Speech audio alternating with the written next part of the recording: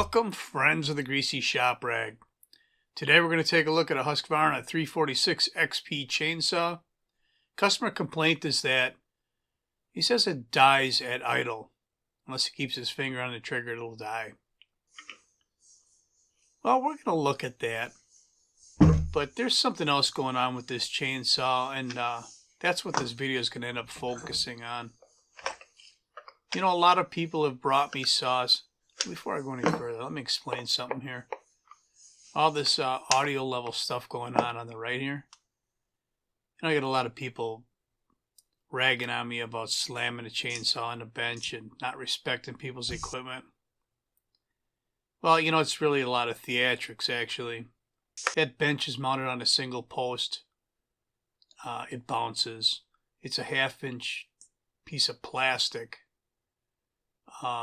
with a frame around the outside edge, so it's hollow underneath. Makes a lot of noise. And the audio level meters just show you a comparison of some of the different noises going on here. And the only reason I really did it was because I'm trying to teach myself a little bit more about the audio parts of this editing that I'm doing here. So, you know, we looked at the trigger there a little bit. We look in the cylinder, it looks clean. We're going to start the saw up later, and it's going to make a terrible noise. It's going to make the same noise that, you know, a lot of people have brought me equipment saying, I think my engine is blown. I think I got a rod bearing out. You know, I've heard all of them. And I'll show you what that sound actually is. And we're going to use some of this audio waveform monkey business to help describe what's going on, or to help show you the noise. I don't know. I'm learning. So, on with our repair. You know, we still haven't, on the bench, we still haven't heard this noise yet. So I'm pressure testing the fuel line, putting 10 pounds of pressure on here, and it's holding. That's good. That means the fuel line is good and the carburetor's tight.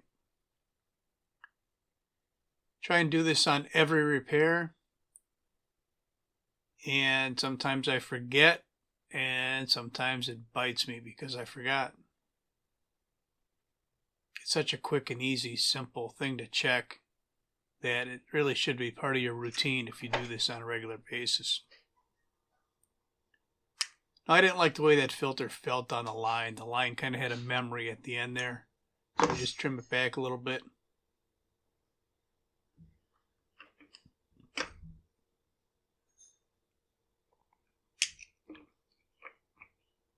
So what do we got going on here? We're going to flip the saw over, and it actually peaked louder than when I slammed it in the beginning. So I'm just calling it theatrics when I slam them saws. Now this thing doesn't want to prime.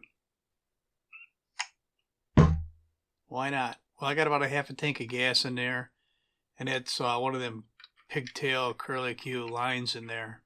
The filter happens to be facing up. So we're going to pull that filter out, kind of untwist the line a little bit, and then put some more fuel in it.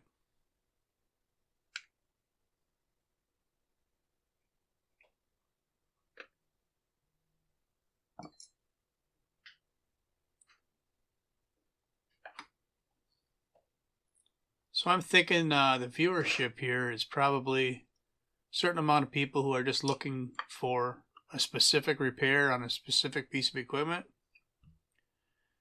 A certain amount of you are regular followers that do your own type of repairs, or you're just interested in fixing stuff. And another percentage of you are other YouTube creators. Let's listen to this.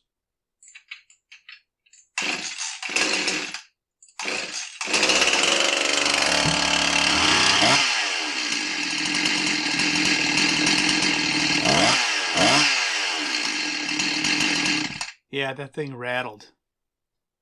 Listen again here.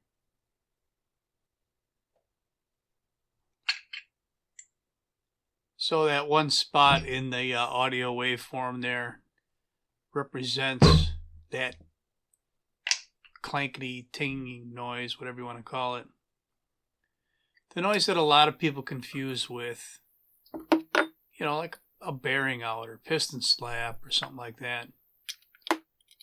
And there's one real quick way to determine if the problem is in your engine or outside of the engine and in what you're driving.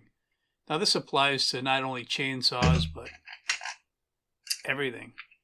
You can separate the motor from the mechanics, the equipment, whatever. And the noise stays or goes. That tells you right away where the noise originated from.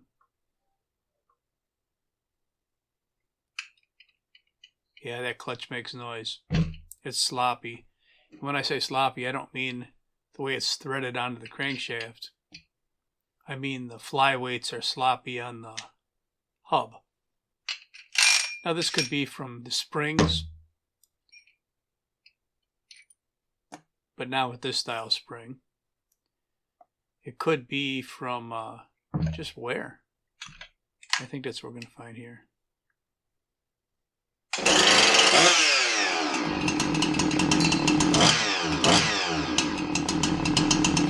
Yeah, our noise went away. Means the noise is not in the engine. It's in the clutch. I'm just taking a minute here to really look it over. I mean, I know it's got to happen here. I got to replace the clutch. But you don't learn if you don't take a few minutes to look at what you got going on, right?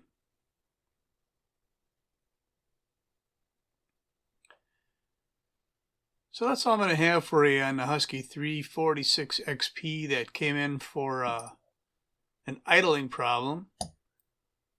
But we discovered that it needed a clutch. Thanks for watching. Later.